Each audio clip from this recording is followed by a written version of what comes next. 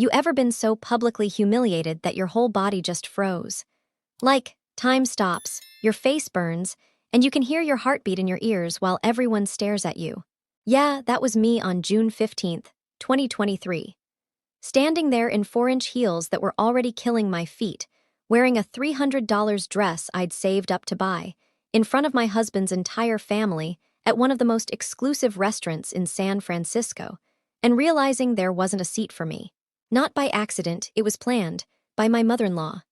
She looked right at me with those cold blue eyes and said, "Oh, maybe a diner is more your style, Camilla. Don't they serve chicken nuggets at Applebee's?" Some of them laughed.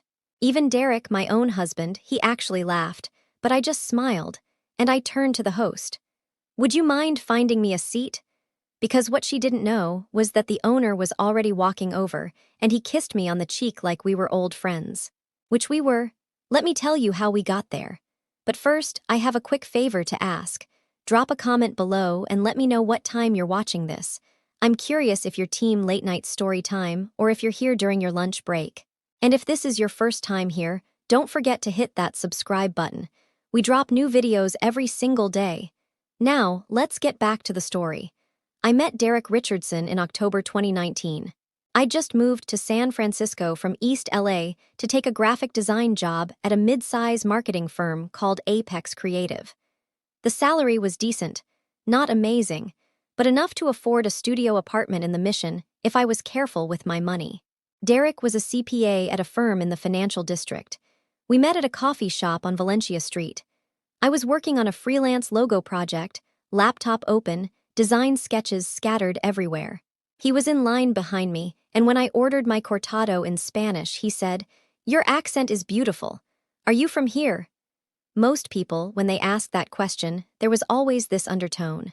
Like they were really asking if I belonged here, but Derek seemed genuinely curious. Sweet, even, we talked for 2 hours. He was stable, kind, a little shy. And yeah, I won't lie, he came from money. His family had a long history in Marin County real estate. His great-grandfather had bought up half of Mill Valley back in the 1940s. Derek's trust fund wasn't massive, but it was enough that he never had to worry about rent or groceries or whether his car would start in the morning. I was not what his family expected. I'm Camilla Rivera, first in my family to go to college. My parents, Marisol and Javier, have been married for 35 years. Mom's a retired bilingual elementary school teacher. Dad owns a small landscaping business in East LA. They worked 2 jobs each to put me and my siblings through school. I have an older brother, Lucas, who's a firefighter, and a younger sister, Rosa, who's a nurse. We're close. Sunday dinners at my parents' house, everyone talking over each other, kids running around, my dad manning the grill while my mom makes fresh tortillas. It's loud and messy and full of love. Derek's family was different. Derek was the youngest of 3 Richardson children. His older brother William was 42, a Harvard-educated corporate lawyer living in Connecticut with his perfectly polished wife. He was the golden child, successful, distant, and completely uninterested in family drama as long as it didn't affect him. Then there was Claire, 37, who owned a yoga studio in Berkeley. She was all about mindfulness and positive energy on the surface. But underneath, there was this passive-aggressive sharpness that could cut you without you even realizing you were bleeding. And then there was Derek's mother, Grace Richardson, the queen bee of their Marin County social circle. Think pearls, cashmere sweaters, tennis at the club every Tuesday and Thursday. She drove a white BMW and had her nails done every week at the same salon she'd been going to for 15 years. Derek's father, Harold, was quieter, more reasonable. He'd made his fortune in real estate development and mostly stayed out of Grace's social maneuvering. But he never challenged her either. The first time Derek took me to meet her, in December 2019, she looked me up and down like I was a piece of furniture she was considering buying. We were at their house in Mill Valley, this sprawling mid-century modern thing with floor-to-ceiling windows and a view of the bay that probably cost more than my parents would make in a decade. "Camilla," she said, pronouncing my name like it left a bad taste in her mouth.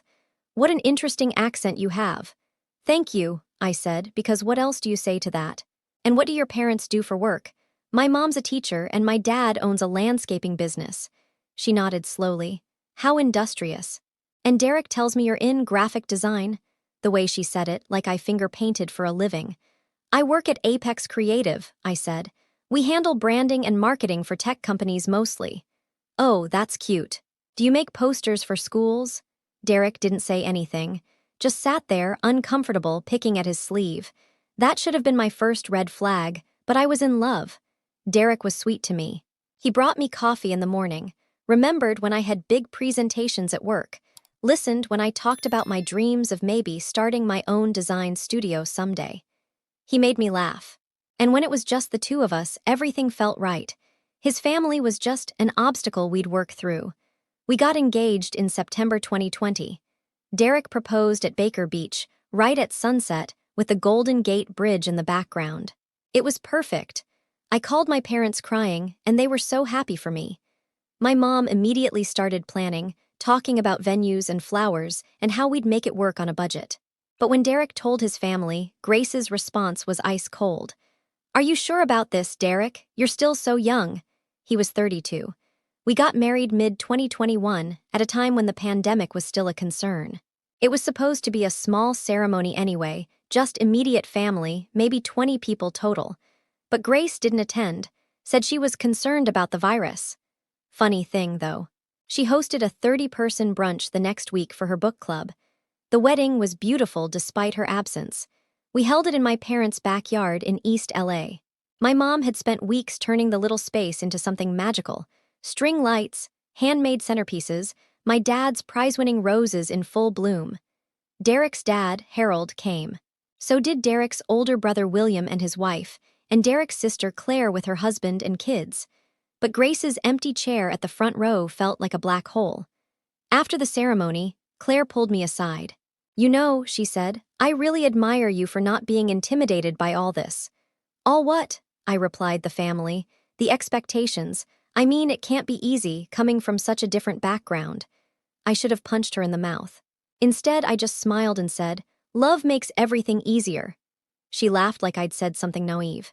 After the wedding, things got worse. Every family function, every holiday, every casual dinner, I was excluded in 1,000 tiny ways. Grace would introduce me as Derek's little wife, or our artsy one. She'd ask about my job in this condescending tone, still making those little computer pictures. When I'd try to contribute to conversations about current events or books or travel, she'd redirect to someone else. At Derek's cousin's graduation party in May 2022, she seated me at the kids' table. I was 28 years old, sitting between a 7-year-old and a 10-year-old, while the adults discussed wine pairings and their upcoming trip to Tuscany. When I told Derek about it later, he just shrugged. She probably just ran out of space at the main table. Derek, there were empty chairs, I counted. I'm sure it wasn't intentional. That was always his response. Never intentional, never personal, just a misunderstanding. But I could see it in Grace's eyes. The way she'd smile at me, this cold, satisfied smile when she knew she'd gotten under my skin. The way she'd pause just a beat too long when I walked into a room, letting the silence stretch until it became awkward. She was smart about it. Never said anything overtly racist or cruel, just death by 1,000 cuts. During Christmas 2022, she gave everyone personalized gifts. Expensive ones. Derek's niece got a MacBook for college. His nephew got a gaming setup. Claire got a spa weekend in Napa. I got a gift card to Target. I wasn't sure what you'd like, Grace said sweetly. I figured you could pick out something practical. Derek didn't say anything, just stood there while his family exchanged meaningful looks. That night, I cried in the bathroom of their house while everyone else watched movies by the fireplace. I could hear them laughing through the walls, and I'd never felt more alone. I started making excuses not to go to family events. Derek would get frustrated. She's trying, he'd say. You're being sensitive. I'm being sensitive. Derek, it's not about the money, it's about the message. She spent time thinking about what everyone else would love, things that showed she knew them, cared about them. And for me, a generic gift card because she wasn't sure what I'd like. After 3 years, Derek, she doesn't want to know what I'd like. It's just a gift, Em. No, it's not. It's her way of telling me I don't belong. That I'm not worth the effort of a real gift. That I'm temporary. The worst part was, I was starting to doubt myself. Maybe I was being too sensitive. Maybe I was imagining things. Maybe I just didn't fit in, and that was nobody's fault. My mom could see it when I'd come home to visit.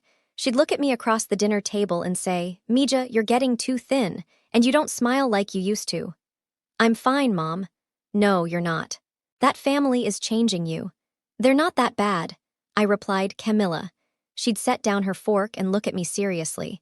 "I raised you to know your worth. Don't let anyone make you forget it."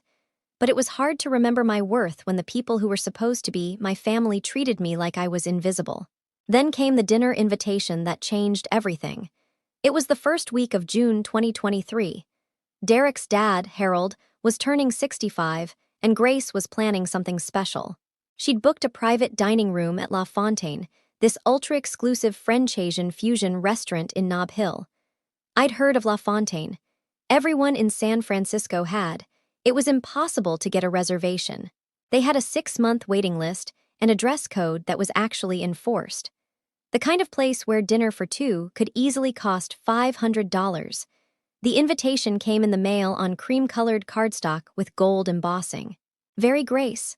The pleasure of your company is requested at a birthday celebration for Harold Richardson. La Fontaine Restaurant, private dining room. Saturday, June 15th, 2023, 7:00 p.m. Cocktail attire." I stared at it for a long time, an actual invitation with my name on it. "See," Derek said when I showed it to him. "I told you she was trying." Maybe he was right. Maybe this was Grace's way of extending an olive branch. Maybe she'd finally decided to accept me as part of the family. I spent the next week planning. I used my entire clothing budget for the month to buy a new dress, this gorgeous navy blue number from Nordstrom that made my skin look golden. I booked an appointment to get my hair done. I even bought new shoes, these strappy heels that cost more than I'd ever spent on shoes in my life. The night of the dinner, I spent 2 hours getting ready. I wanted to look perfect. I wanted to fit in. I wanted Grace to look at me and think, okay, maybe she does belong here. Derek and I took an Uber Black to the restaurant. I was nervous but excited. My hands were shaking a little as we walked up to the entrance. La Fontaine was beautiful. All dark wood and ambient lighting, with these huge windows overlooking the bay. The hostess was this elegantly dressed woman who looked like she'd stepped out of a magazine. "Richardson party," Derek said. "Private dining room." She checked her list and led us through the restaurant. I could feel other diners looking at us, or maybe I was just paranoid. The private dining room was in the back, behind frosted glass doors. The hostess opened the doors and my heart stopped. There were 10 people seated around a beautiful table. 11 chairs total, 10 occupied, with one empty chair clearly meant for Derek. Harold was at the head of the table, looking distinguished in a navy suit. Grace was to his right, perfectly put together as always. William and his wife were there, along with Claire and her husband and their teenage daughter. Derek's cousin and his girlfriend. 5 other family friends I'd met at previous gatherings. They all looked up when we walked in. Derek moved toward his empty chair, then stopped when he realized I was still standing in the doorway. I counted the seats again, confused. The hostess looked flustered, checking her notes. "Oh," Grace said, not getting up from her seat. "I thought you weren't coming." "What?" I felt Derek tense beside me. "I mean, I wasn't sure if this place was quite your style." She gestured around the room with this dismissive wave. "It's all very sophisticated. Don't they serve chicken nuggets at Applebee's?" A few people laughed, actual laughter. Claire covered her mouth with her hand, but I could see the smile in her eyes. Even Derek, let out this uncomfortable chuckle. I felt my face burn. My chest tightened. Everyone was staring at me, and I was standing there in my expensive dress and painful shoes with nowhere to sit. The hostess looked mortified. "I'm so sorry, there seems to be some confusion about the reservation count." "No confusion," Grace said sweetly. "We ordered for exactly 11 people." I looked at Derek. He was staring at his hands, his face red. He wouldn't meet my eyes. That's when I realized. This wasn't an accident. This wasn't a mistake or an oversight. This was planned. Grace had deliberately made a reservation for 11 people, knowing I was coming. She'd planned this humiliation, this public rejection, this moment where I'd have to stand there while his entire family watched me realize I wasn't wanted. For a second, I couldn't breathe. The room felt too small, too hot. I could feel my heart hammering in my chest, But then something else kicked in. Maybe it was pride, maybe it was anger.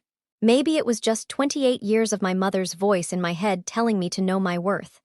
I turned to the hostess and said, as calmly as I could manage, "Would you mind finding me a seat?" Before she could answer, I heard a voice behind me. "Why don't you take my table instead?" I turned around and there was Nico. He was walking toward me with this big smile, and before I could say anything, he kissed me on the cheek like we were old friends. Which we were. And that's when everything shifted. Let me tell you about Nico Dubois.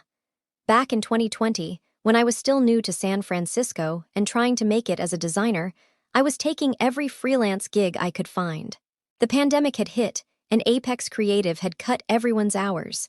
I was barely making rent, living off ramen and hope. One of my clients was this tiny pop-up called Noir. They were operating out of a converted garage in the Mission, serving maybe 20 people a night. The chef and owner was this passionate, intense guy named Nico, half French, half Haitian, with this incredible vision for what food could be. Nico couldn't afford a real designer, so I worked with him basically for free. I was young and hungry and believed in what he was doing. We'd sit in that tiny kitchen until 2 in the morning, talking about brand identity and color palettes while he prepped vegetables for the next day's service. He was obsessive about food in the best way. He'd source ingredients from specific farms, spend hours perfecting a single sauce, turn away customers if he felt rushed. He wasn't just cooking, he was creating art. I designed everything for him.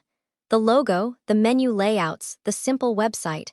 I even helped him put together investor presentations when he started dreaming bigger. We became genuine friends. He'd cook for me when I was too broke to buy groceries. I'd stay late to help him brainstorm new concepts. When Derek and I started dating, Nico was one of the first people I told. "He sounds nice," Nico said, "but does he understand your vision?" "My vision? Camilla, you're an artist. You see things other people don't see. You take nothing and make it beautiful." That's rare. No one had ever described my work that way before. In late 2021, Noir got picked up by a major restaurant group. They gave Nico the resources to open a proper restaurant, prime real estate in Nob Hill, a full staff, a marketing budget. He transformed from this scrappy pop-up chef into the executive chef and part owner of La Fontaine. He tried to pay me back for all the free work I'd done, but I told him, "Just remember me when you're famous." I was kidding. But apparently, he took it seriously. After that, life got busy for both of us. I was focusing on my relationship with Derek, dealing with his family's drama, planning a wedding. Nico was consumed with getting his restaurant off the ground. The long hours, the stress, the constant pressure of launching something new. We lost touch sometime in early 2022. Not intentionally, just the way friendships sometimes drift when life pulls you in different directions. I'd see posts on his Instagram occasionally, pictures of beautiful dishes, behind-the-scenes shots of the kitchen, but we hadn't actually talked in over a year. So when I walked into that private dining room and saw him approaching, I had no idea he was connected to La Fontaine. I just knew my friend Nico was suddenly there when I needed him most. "Camilla Rivera," Nico said, loud enough for the entire private dining room to hear. "What are you doing standing in the doorway? You should be at the best table in the house." I could feel Grace's eyes boring into me. The whole table had gone quiet. "Hi, Nico," I said, trying to keep my voice steady. Come on." He gestured toward the main dining room.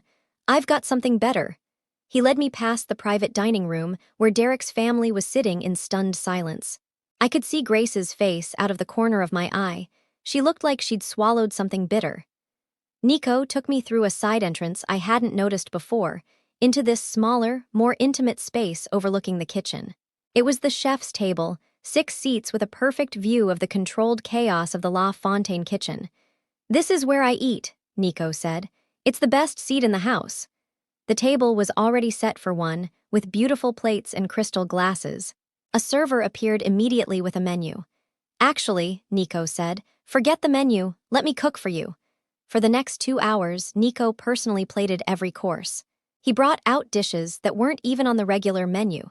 Experimental things he was working on, flavor combinations that made me close my eyes and just experience them. He introduced me to his wife, Celeste, who was elegant and warm and made me feel like I was the most important person in the restaurant. Their sommelier paired each course with wines that cost more per glass than I usually spent on a bottle. But Nico was strategic about the timing. I could see him glancing toward the private dining room between courses, keeping an eye on their progress. When I realized what he was doing, I almost laughed. "You're timing this, aren't you?" "Maybe," he said with a mischievous smile. "I want to make sure we finish at the same time they do." At one point, Nico came out of the kitchen with this incredible dessert, layers of chocolate and passion fruit that looked like a work of art, and said, loud enough for half the dining room to hear, "This woman helped build this place. She designed our first logo, our first menu, our first website. Without Camilla, La Fontaine wouldn't exist." I could see the private dining room through the glass partition. Grace was craning her neck to see what was happening. Derek looked like he wanted to disappear into the floor. For dessert, Nico sent a tray of petits fours to the family's table, beautiful little works of art arranged on a silver platter. He included a handwritten note on La Fontaine letterhead. Claire was whispering furiously to her husband. William was checking his phone like he had somewhere else to be. Derek's cousin looked entertained, like this was the most interesting thing that had happened all year. When dinner was over, Nico walked me to the front of the restaurant. Grace and her party were getting their coats from the coat check. I could hear her hissing to Harold, "I don't know what kind of game she's playing, but this is completely inappropriate." "Camilla," Nico said, taking my hands, "thank you for everything you did for me. I'll never forget it." "Thank you for tonight," I said. "I really needed this." Grace was standing 5 feet away, pretending not to listen, but I could see her face in the mirror behind the host's stand. She looked like she'd bitten into a lemon. Derek appeared at my elbow. "Ready to go." The Uber ride home was silent. Derek stared out the window while I replayed the evening in my head. Finally, he spoke. "That was embarrassing." "Embarrassing? Making a scene like that, making my family look bad." I stared at him. "Your mother deliberately humiliated me in front of everyone. She planned this, Derek. She made sure there wasn't a seat for me." "You don't know that." "I absolutely know that, and so do you." He didn't deny it. Just looked out the window again. "And you laughed," I said quietly. "When she made that comment about Applebee's, you laughed." "I was nervous. It was an uncomfortable situation." "For who? For me or for you?" He didn't answer. That night was the beginning of the end. Derek and I had the fight I'd been avoiding for 3 years. I told him I was tired of being treated like a second-class citizen by his family. He said I was being dramatic. I said he was being a coward. He said I was embarrassing him. "Embarrassing you?" I said. "Derek, I have bent over backward to fit into your family. I've smiled through every insult, every slight, every time your mother has made it clear I'm not good enough. And the one time someone treats me with respect, you're embarrassed." "It wasn't appropriate," he said, "making a big show like that. What should I have done? Stood there and let her humiliate me?" "Left." "Would that have been more appropriate?" "I don't know, but not that." "Then what, Derek? What would have been the right thing to do?" He couldn't answer, because there wasn't a right answer. Nothing I could have done would have been right in his eyes because I was the problem. I was the one who didn't fit. We tried couples counseling. The therapist, Dr. Bailey, was patient and professional. She helped us unpack 3 years of accumulated resentment. "Camilla," she said during one session, "what do you need from Derek?" "I need him to stand up for me. I need him to tell his mother that her behavior is unacceptable. I need him to choose me just once." "Derek, what do you hear Camilla saying?" "I hear her saying my family is terrible and I'm a bad husband." "Is that what you're saying, Camilla?" "No," I said. "I'm saying I need my husband to be my partner. I need him to have my back." "And Derek, what makes that difficult for you?" He was quiet for a long time. Finally, "I've never stood up to my mother."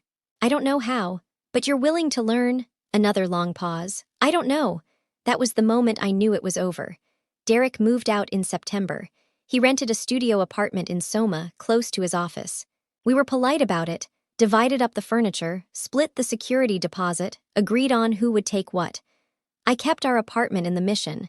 It was too expensive for me alone, but I loved it. I'd figure out a way to make it work. The divorce papers were filed in October. California has a 6-month waiting period, so it wouldn't be final until April 2024. But emotionally, I was done in September. My family was supportive without being smug about it. My mom just hugged me and said, I'm proud of you for knowing when to walk away. My dad was more direct. That family never deserved you, Mija. You're better off without them.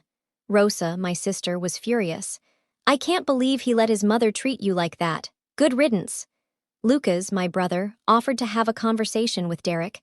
I told him that wouldn't be necessary. The holidays were hard. I spent Thanksgiving with my family in LA and Christmas too. It was weird being back in my childhood bedroom, but also comforting. My mom made tamales, and my dad told stories about his landscaping clients, and my nieces and nephews ran around the house, and everything felt normal again. I realized I'd forgotten what it felt like to be somewhere where I was wanted. The divorce was finalized on April 15th, 2024. I was officially Camilla Rivera again, not Camilla Richardson. It felt like taking a deep breath after holding it for years. Nico and I stayed in touch. He'd hired me to do some consulting work for the restaurant group. They were opening a second location in LA and needed someone who understood both the brand and the market. It was good work. Creative, challenging, well paid. I was building a portfolio of high-end restaurant clients, and my reputation was growing. My business was growing also. I'd moved out of the Mission apartment and into a beautiful loft in the Arts District. I was dating again, nothing serious, but I was remembering what it felt like to be appreciated. Few months later, I was at La Fontaine for a business dinner with a potential client. Nico came out to say hello, as he always does when I'm there. "The usual table?" he asked. "The usual table," I confirmed.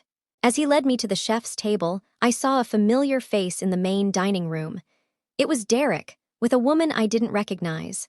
She was blonde, polished, wearing the kind of outfit Grace would approve of. Our eyes met across the restaurant. He looked like he wanted to disappear. I just smiled and waved.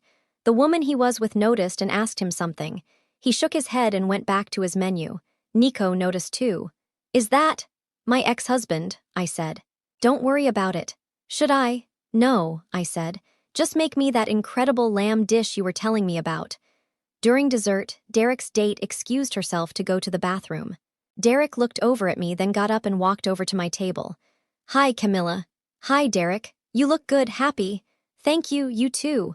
We stood there for a moment, the weight of everything unsaid hanging between us.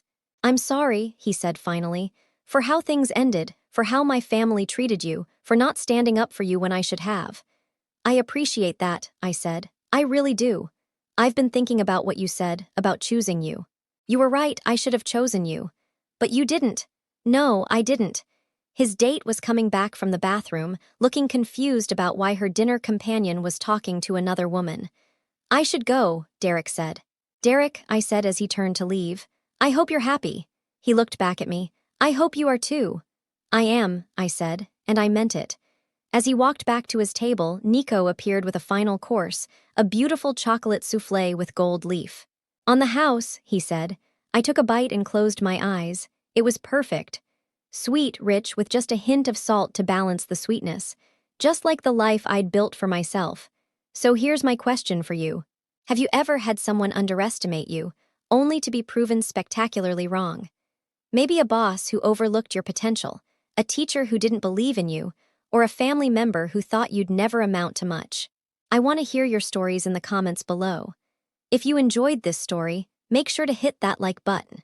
And don't forget to share this video and subscribe if you haven't already. We've got more incredible revenge stories coming your way.